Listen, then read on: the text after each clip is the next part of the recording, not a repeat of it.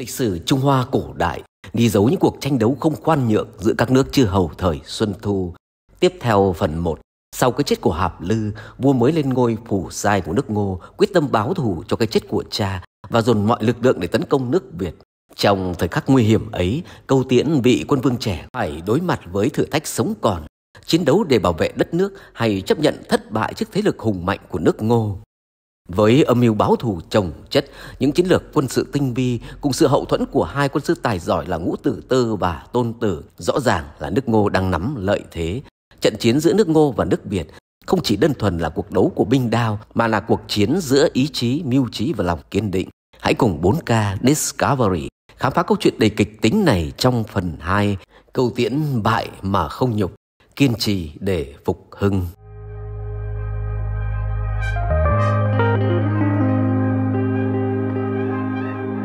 Sử ký chép, năm 494 trước công nguyên, Phù Sai đem quân đánh nước Việt báo thù cho Hạp Lư, khí thế rất hùng mạnh. Phạm Lãi, Văn Chủng, hai trọng thần của Câu Tiễn đều khuyên không nên vội đánh để tránh thế mạnh của quân Ngô, nhưng Câu Tiễn đã không nghe. Câu Tiễn đem quân dàn trận ở Phủ Tiêu, này thuộc thành phố Hàng Châu, Trung Quốc. Quân Ngô luyện thủy quân đã lâu, dùng thuyền lớn vượt biển tiến vào mà đánh. Phù Sai đứng ngay trước mũi thuyền, đánh trống thúc giục quân sĩ hăng hái tiến lên. Quân Ngô đem tên nỏ bắn ra như mưa, lại thuận chiều gió nên tiến rất nhanh. Quân Việt bị ngược gió, thua to bỏ chạy, bị quân Ngô thừa kế đuổi theo chém giết. Câu Tiễn đem tản quân cố thủ trên núi Cối Kê, điểm lại binh sĩ từ 3 vạn chỉ còn 5.000 người. Núi Cối Kê bị quân Ngô vây kín mấy vòng. Câu Tiễn than: từ thời Tiên Quân đến nay, suốt 30 năm, nước Việt ta chưa thua trận nào lớn như thế này. Cũng bởi ta không nghe lời Phạm Lãi và Văn Chủng. Hối cũng đã muộn rồi. Phạm Lãi đáp: nhà vua nên dùng lời lẽ khiêm nhường, lấy hậu lễ dâng cho người ta. Nếu người ta không nghe thì phải thân hành mà đến thờ người ta. Câu Tiễn nghe lời, phái Văn Chủng đến cầu hòa với Phù Sai, nhưng Ngũ Tử Tư không chấp nhận mà quyết diệt nước Việt bằng được. Câu Tiễn nản chí, muốn trốn khỏi vòng vây, quay về giết vợ diệt con, đốt hết của cải châu báu, rồi thu quân quyết một trận sinh tử với nước Ngô.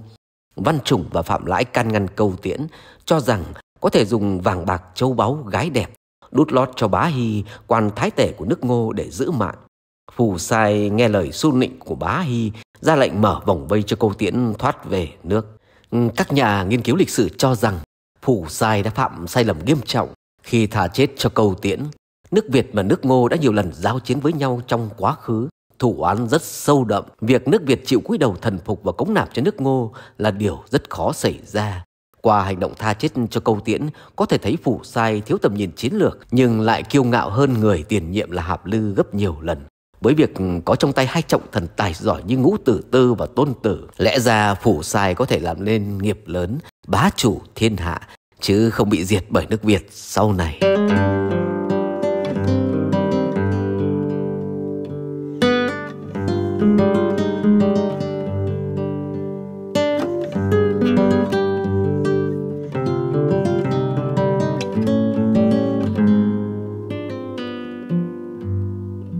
Sau trận đại bại ở Phủ Tiêu, quân lực nước Việt suy giảm nghiêm trọng, có thể bị nước Ngô đánh chiếm bất cứ lúc nào.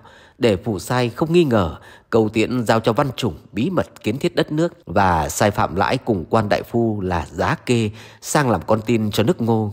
Theo Giã Sử và một số tiểu thuyết lịch sử, Câu Tiễn tự mình sang nước Ngô, xin được hầu hạ vua Ngô, làm việc như một nô bộc với mục đích để Phù Sai tin rằng ông đã chịu quy phục và trung thành, không còn ý chí trả thù. Theo Đông Chu Liệt Quốc, tác phẩm tiểu thuyết được cho là đi khá sát với lịch sử.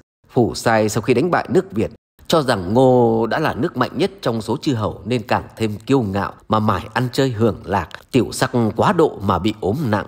Câu Tiễn có lần xin nếm phân đoán bệnh cho Phù Sai và nói: tôi nghe xưa có người y sư dạy, phân là cốc vị, vị của ngũ cốc, nếu thuận khí trời thì sống, nghịch thì chết.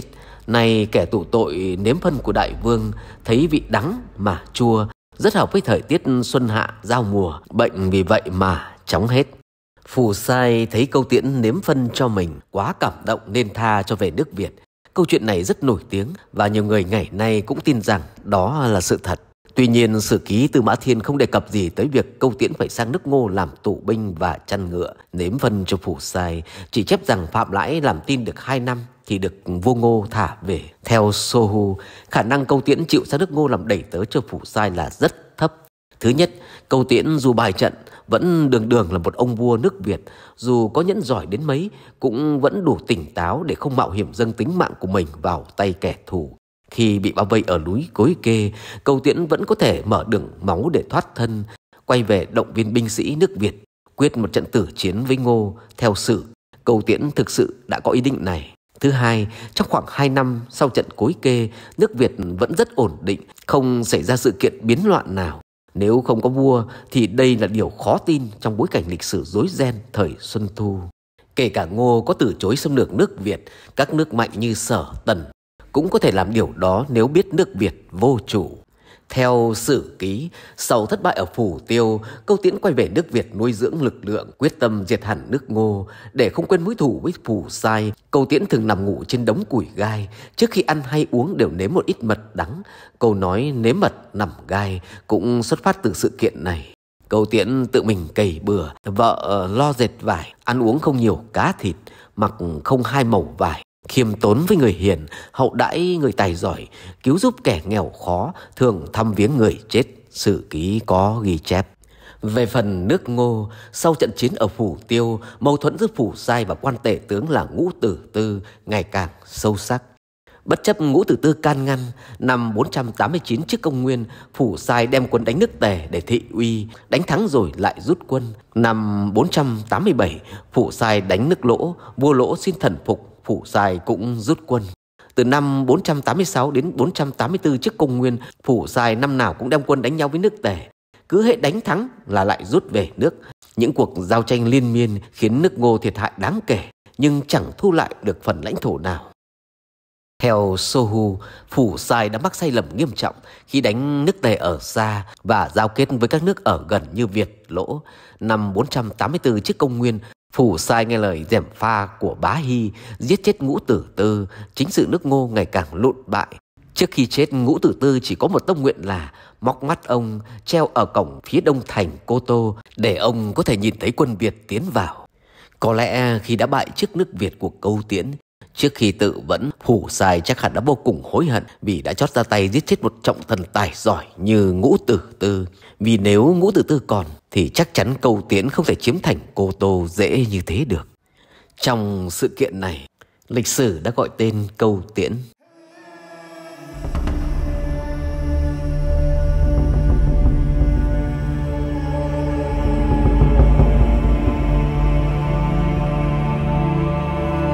Sử ký chép, mùa xuân năm 483 trước công nguyên, Phủ Sai cậy uy thế lớn, ra lệnh họp chư hầu để tranh ngôi bá chủ. Để phô trương, Phủ Sai đem hết tinh binh cả nước ra đi, chỉ để lại quân già yếu giữ thành Cô Tô. Câu Tiễn nhân cơ hội này đem 5 vạn quân bất ngờ tập kích Cô Tô, giết được thái tử nước Ngô. Phủ Sai đang họp chư hầu, nghe tin sét đánh liền bỏ về cứu nguy thì quân Việt đã rút lui. Sau thất bại này, tinh thần của quân Ngô giảm sút nghiêm trọng, lại thêm nhiều năm chinh chiến liên miên, không còn đủ sức đánh nhau với nước Việt nữa. Năm 478 trước công nguyên, nước Việt lại tiến quân, chỉ một trận đã đánh tan quân chủ lực của nước Ngô, bắt nước Ngô phải thần phục. Câu Tiễn cũng chiếm nhiều thành trì đất đai và siết chặt vòng vây kinh tế đối với Ngô, không cho giao thương với bên ngoài. Ngô từ một nước bá chủ chư hầu trở nên yếu ớt hơn bao giờ hết. Năm 475 trước công nguyên, nước Việt lại đem quân đánh, lần này quyết diệt nước Ngô bằng được. Tháng 11 năm 473 trước công nguyên, Phủ Sai cùng tàn quân đã bị vây kín trên núi Cô Tô. Nhớ việc ở Cối Kê ngày trước, Phủ Sai sai sứ giả tới cầu hòa, chỉ xin Câu Tiễn cho làm một ông vua bù nhìn. Câu Tiễn thương hại toàn đồng ý, nhưng Phạm Lãi ngăn lại, vừa đánh chống thúc quân tiến lên vừa nói: nhà vua đã trao quyền cho Lãi này, sứ giả về ngay, nếu không phải chịu tội. Phủ Sai sau đó bị quân Việt bắt sống. Câu Tiễn không muốn mang tiếng xấu là giết kẻ từng tha mạng cho mình, ban cho Phủ Sai quản lý 100 nóc nhà để ăn lộc. Phủ Sai không chịu nổi nhục nhã, rút gươm tự sát. Trước khi tắt thở, ông che mặt lại nói: ta không còn mặt mũi nào mà nhìn thấy Ngũ Tử Tư nữa. Sau khi chiếm hết đất đai, nhân lực của nước Ngô, nước Việt trở thành nước hùng mạnh nhất trong số các nước chư hầu. Năm 472 trước công nguyên, Câu Tiễn họp chư hầu ở Tử Châu thuộc tỉnh Giang Tô ngày nay, xưng làm bá chủ. Ông là vị bá chủ cuối cùng trong thời Xuân Thu.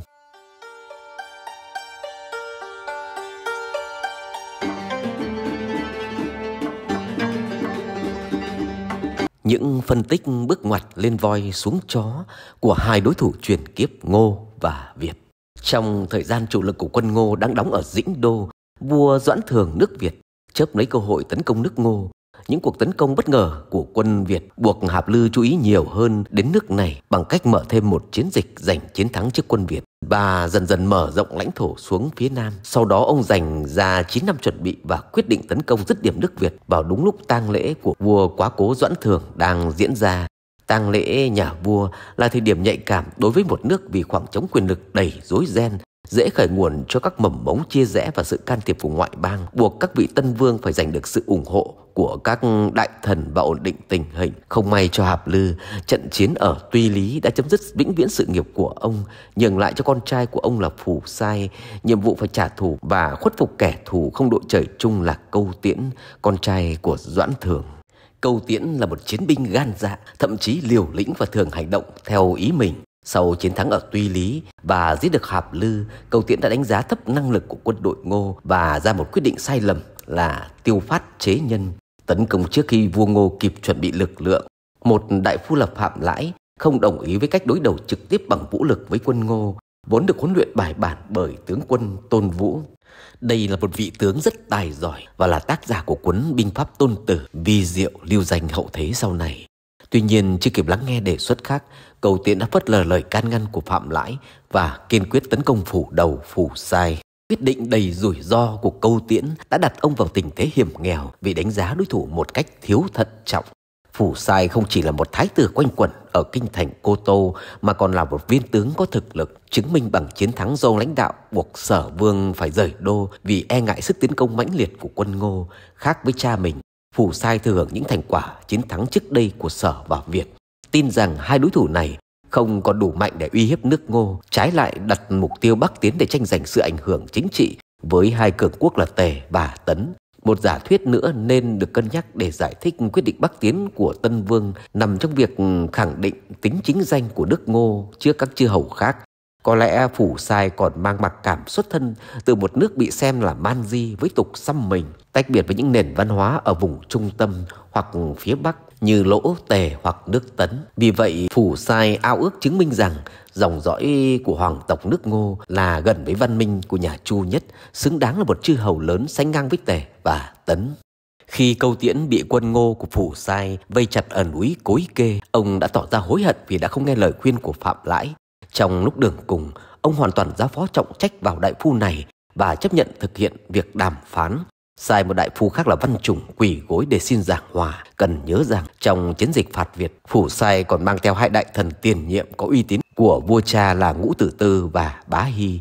Tuy vậy, Phù Sai lại trọng dụng Bá Hy hơn khi phong cho ông này chức thái tể, tể tướng và giao cho việc huấn luyện binh sĩ. Những bất đồng trong việc điều hành lãnh địa và chính sách ngoại giao giữa Bá Hy và Ngũ Tử Tư cũng dần dần xuất hiện. Ngũ Tử Tư không đồng ý với lời cầu hòa của Văn Chủng, trái lại thuyết phục Phù Sai tiêu diệt nước Việt để tránh những mối nguy của việc bị đánh trả. Lý do của Ngũ Tử Tư không phải không có lý khi dưới thời Hạp Lư, ông đã chứng kiến sự quấy nhiễu biên giới ít nhất 2 lần của nước Việt, dù họ phải hứng chịu những thất bại sau đó trên chiến trường. Luận điểm của họ Ngũ suýt nữa thì thuyết phục được Phù Sai và khiến cho Câu Tiễn muốn tìm đến cái chết bằng cách tử chiến và tiêu hủy toàn bộ gia sản lẫn nhân mạng.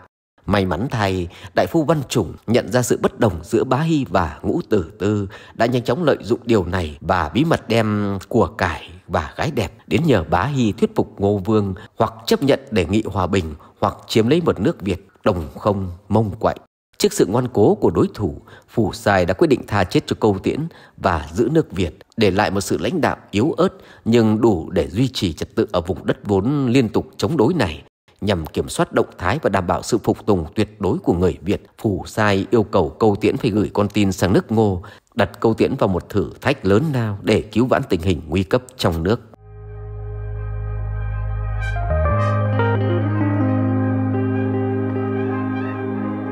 Những sai lầm liên tiếp của Phù Sai đã khiến cho Câu Tiễn lật ngược thế cờ.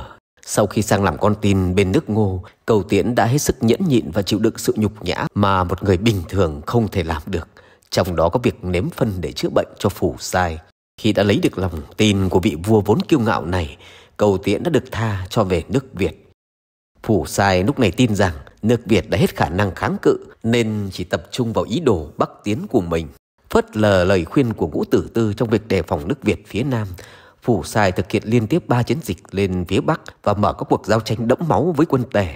Những chiến thắng giòn giã ở Ngải Lăng đã đưa nước Ngô trở thành một thế lực quân sự lớn trong khu vực phía Đông. Tuy chiến thắng này củng cố niềm tin Bắc tiến sẽ giúp Ngô có được sức ảnh hưởng chính trị lớn phía trên sông Dương Tử, sự bất đồng và thách thức của Ngũ Tử Tư về hiệu quả của chiến lược này khiến Phủ Sai bực dọc, nhưng vẫn chưa muốn loại bỏ vị trọng thần chỉ vì khác ý kiến với mình. Tuy vậy, sự chia rẽ trong nội bộ cao cấp ở nước Ngô đã dần bị khoét sâu và đứng trên bờ vực thẳm. Trong khi Ngô Vương bận rộn với những trận chiến thì Cầu Tiễn âm thầm khôi phục lại tiềm lực của đất nước. Ông tập trung vào việc gây dựng uy tín cá nhân với dân chúng, thực hiện những việc mà các vị vua không thường làm như tự cày ruộng, mặc trang phục đơn giản, tiết kiệm thực phẩm và chăm lo những việc thường nhật của dân. Thậm chí những lời truyền khẩu còn kể lại rằng Cầu Tiễn đã đặt mật đắng ở chỗ nằm trên một đống gai và luôn nếm mật để tự nhắc nhở mình về việc giành lại đất nước. Sau này được tóm tắt trong thành ngữ nằm gai nếm mật. Việc Phủ Sai mải mê theo đuổi những cuộc phiêu lưu quân sự bên ngoài đã bỏ mặc sự kiểm soát chính sự cho Thái Tể Bá Hy, một kẻ giảo hoạt và đam mê tiền bạc. Những giao dịch hoặc hối lộ thường diễn ra ở các bậc cao cho thấy nước Ngô đang chịu sự chi phối tệ hại của vấn nạn tham nhũng, và các đại phu nước Việt không ngần ngại tiếp tay cho điều đó như một phần trong chiến lược phá hoại đối thủ. Có thể thấy rằng một số quan viên trong triều đình nước Việt như Văn Chủng và Phùng Đồng từng có liên hệ với tể tướng Bá Hy của Ngô, và mối quan hệ này còn chặt chẽ hơn sau khi hai bên đình chiến. Cả hai đại phu này đều tác động lên Bá Hy trong việc loại trừ đối thủ chính trị chung là Ngũ Tử Tư bằng những giao dịch vàng bạc hoặc lợi ích đi kèm, vô hình chung tạo thành một liên minh không chính thức ngay trong triều đình nước Ngô. Theo mưu kế của Phạm Lãi và Văn Chủng thì chỉ cần loại bỏ đối thủ nặng ký nhất của nước Việt là Ngũ Tử Tư thì việc tiêu diệt nước Ngô chỉ là ngày một ngày hai mà thôi. Ngũ Tử Tư hay Ngũ Viên vốn ủng hộ chiến lược Nam Hạ để loại trừ hoàn toàn nước Việt, nghiễm nhiên trở thành đối thủ chung cần phải loại bỏ của Văn Chủng, Phùng Đồng và Bá Hy, những người ủng hộ các cuộc bắc phạt của Phủ Sai. Bộ ba này liên tiếp sử dụng các chiến thuật khác nhau để hạ uy tín của Ngũ Tử Tư như gièm pha, bôi nhọ và bài xích. Để thực hiện chiến lược phá hủy nền kinh tế của nước Ngô và xác định xem mức độ chia rẽ giữa Đại Thần và Ngô Vương, Văn Chủng quyết định là một phép thử như một mũi tên trúng hai đích, ngỏ lời vay thóc của Ngô. Thời bấy giờ, thóc là thực phẩm quan trọng ở vùng đồng bằng phía đông nhà Chu, và Ngũ Tử Tư đã nhận ra âm mưu của người Việt trong việc ngấm ngầm phá hoại nền kinh tế. Ông ngăn cản và cảnh báo Phủ Sai rằng đại vương không nghe lời can, 3 năm sau nước Ngô sẽ trở thành gò hoang mà thôi. Những bất đồng liên tiếp kéo dài khiến Phủ Sai ngày càng chán ghét và lòng đầy nghi ngờ họ Ngũ. Tuy nhiên, những nỗ lực nhắc nhở của Ngũ Tử Tư cũng khiến cho Phủ Sai bắt đầu cảnh giác với tiềm lực phía Nam đang dần trỗi dậy. Thực tế, Phủ Sai vẫn nắm rõ những hiện trạng đang diễn ra tại nước Việt và tiếp tục có ý định thôn tính toàn bộ nước này. Thật may mắn cho Cầu Tiễn, một nhân tố khác ngoài sự kiểm soát đã làm thay đổi suy nghĩ của Phủ Sai, đó là Tử Cống. Tử Cống là người nước Vệ, học trò giỏi của Khổng Tử và chứng tỏ năng lực đàm phán xuất sắc trong một lần giúp nước Lỗ thoát khỏi yêu sách của Ngô Vương. Nhằm hóa giải lo lắng của Phủ Sai về sự trung thành của nước Việt, ông tình nguyện sang Việt để yêu cầu Cầu Tiễn mang quân sang giúp Ngô bắc phạt. Ý kiến của Tử Cống như một sự đồng thuận lớn tác động mạnh lên Phủ Sai, và vị vua này đã quyết định đánh Tề. Khi nghe tin Ngô Vương gấp rút chuẩn bị quân đội, Ngũ Tử Tư đã lập tức can ngăn vì ông cho rằng những năm tháng chiến tranh đã khiến cho người Ngô mệt mỏi, trong khi đối thủ thực sự của họ vẫn đang tồn tại và đầy ắp những toan tính ở các vùng núi phía Nam. Ông nài nỉ Phủ Sai mau chóng quyết định xuất quân tiêu diệt nước Việt để tránh hậu họa. Xin bệ hạ bỏ việc đánh Tề mà đánh Việt trước, bằng không sau hối cũng không kịp.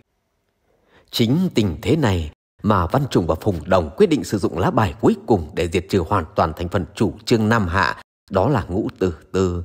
Phùng Đồng cùng Bá Hy gièm pha và thậm chí là cài cắm trong suy nghĩ của Phủ Sai rằng họ Ngũ có ý định muốn tạo phản khi làm tay sai cho kẻ thù.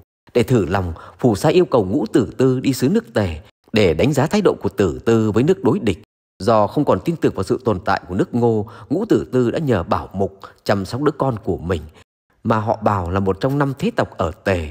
Hành động này như một giọt nước tràn ly, khiến Phủ Sai từ nghi ngờ biến thành phẫn nộ, vì cho rằng Ngũ Tử Tư đã câu kết với quân Tề nên không muốn Ngô đánh Tề mà ngược lại là đánh Việt. Không kiềm chế được sự nóng giận, Phủ Sai đã buộc ông phải tự sát. Cái chết của Ngũ Tử Tư đã khiến cho những tiếng nói đối lập về chiến lược Bắc tiến bị dập tắt, và Phủ Sai có thể dốc toàn bộ lực lượng để thực hiện tham vọng của mình. Ở thời điểm này, Phủ Sai đã phần nào đạt được mục tiêu ban đầu khi bành trướng thế lực lên phía Bắc và khiến các chư hầu lớn phải công nhận. Mặc dù thế, tham vọng của ông đã không có điểm dừng và bước qua một giới hạn khiến cho cả ông và Thái Tể Bá Hy phải trả giá bằng mạng sống của mình.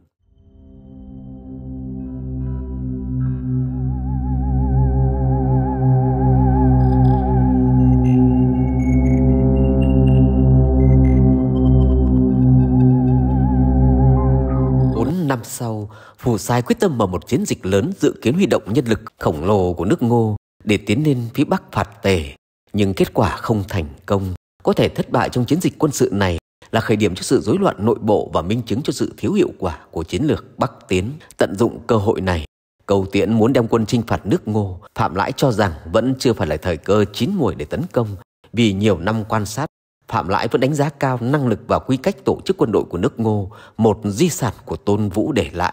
Và vì vậy, luôn lựa chọn tránh đối đầu trực tiếp với lực lượng chính quy, tinh nhuệ của Ngô. 2 năm sau, Phủ Sai đem tinh binh hội chư hậu ở Hoàng Trì để tranh giành vai trò bá chủ với nước Tấn, để lại thành Cô Tô với những binh sĩ già yếu và Thái tử Hữu trông giữ. Nhân cơ hội ngàn vàng này, Câu Tiễn đã cất đại quân sang chiếm giữ kinh thành Ngô, giết chết Thái tử Hữu. Hành động giết thái tử như một lời tuyên chiến rõ ràng và dứt khoát, muốn tiêu diệt sự tồn tại của chư hầu này. Cuộc tấn công bất ngờ khiến Phủ Sai không kịp trở tay và vội vàng rút lui về. Sau những cuộc chinh chiến không hồi kết diễn ra nhiều năm đã vắt kiệt nước Ngô về kinh tế và quân sự. Sự thất bại ở Cô Tô đã đặt Ngô vào đường cùng khi cả ba mặt trên đất liền đều có quân địch, buộc Ngô phải ở trong trạng thái cố thủ và mất liên lạc lẫn giao thương với bên ngoài. Nhận thấy lợi thế đang chuyển sang hướng có lợi, Câu Tiễn nhân cơ hội vây hãm Phủ Sai trên núi Cô Tô. Phủ Sai muốn Câu Tiễn nể tình mà giải vây, sai tướng Công Tôn Hùng cởi trần đến trại quân Việt đề nghị hòa. Câu Tiễn định đồng ý, nhưng Phạm Lãi kiên quyết phải tiêu diệt nước Ngô, tránh lặp lại sai lầm của Ngô Vương trước đây đã thà chết cho Việt Vương ở Cối Kê.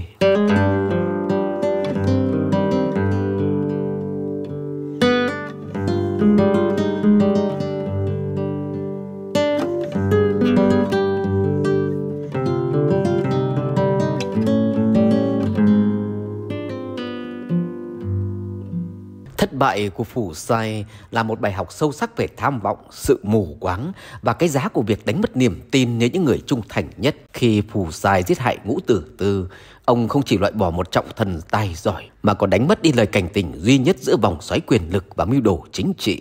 Ngũ Tử Tư, người luôn nhìn thấu hiểm họa từ nước Việt, đã bị gạt bỏ để rồi chính Phủ Sai trong sự tự mãn và chủ quan tự tay đẩy nước Ngô đến bên bờ của sự diệt vong. Trận Cô Tô không chỉ là thất bại quân sự của nước Ngô mà còn là biểu tượng cho sự sụp đổ của một triều đại thiếu sự đoàn kết và sáng suốt. Đó là lời nhắc nhở cho mọi thời đại. Những quyết định dựa trên sự nghi kỵ và kiêu ngạo không chỉ làm tổn thương người khác mà còn hủy hoại chính bản thân mình. Thất bại của Phủ Sai tại trận Cô Tô không chỉ là một sự kiện quân sự mà còn là hồi kết bi thảm cho một vị vua mù quáng vì tham vọng. Vì chiến lược sai lầm và không lắng nghe lời khuyên của Ngũ Tử Tư, người từng tận tụy giúp nước Ngô lớn mạnh, Phủ Sai đã tự tay dọn đường cho nước Việt, lật ngược tình thế. Cuối cùng ông phải trả giá đắt bằng cả vương quốc và bằng chính mạng sống của mình. Ở chiều ngược lại, với sự kiên trì không mệt mỏi và ý chí phục quốc mạnh mẽ, Câu Tiễn đã viết lên một trong những chương sử hào hùng nhất thời Xuân Thu Chiến Quốc. Chiến thắng Phủ Sai không chỉ là đánh dấu sự hồi sinh của nước Việt mà còn trở thành biểu tượng cho lòng nhẫn nhịn, chiến lược và trí tuệ. Nhưng lịch sử cũng có một bài học nhắc nhở, chiến thắng không phải lúc nào cũng mang đến niềm vui trọn vẹn. Sự sụp đổ của Phủ Sai là minh chứng cho việc đánh mất niềm tin và sự thịnh vượng vì những quyết định sai lầm. Câu chuyện của Câu Tiễn và Phủ Sai không chỉ là cuộc chiến giữa hai quốc gia mà còn là bài học vượt thời gian về lòng kiên nhẫn, sự khôn ngoan và cái giá của sự kiêu ngạo. Hãy nhớ, dù đứng ở đỉnh cao hay vực sâu, mỗi lựa chọn của bạn đều sẽ định hình số phận. Bạn nghĩ sao với câu chuyện lịch sử này? Hãy để lại lời bình luận phía bên dưới và đừng quên nhấn like, subscribe để cùng khám phá thêm nhiều bài học thú vị từ lịch sử. 4K Discovery xin nói lời tạm biệt. Cảm ơn các bạn đã quan tâm theo dõi. Xin chào và hẹn gặp lại.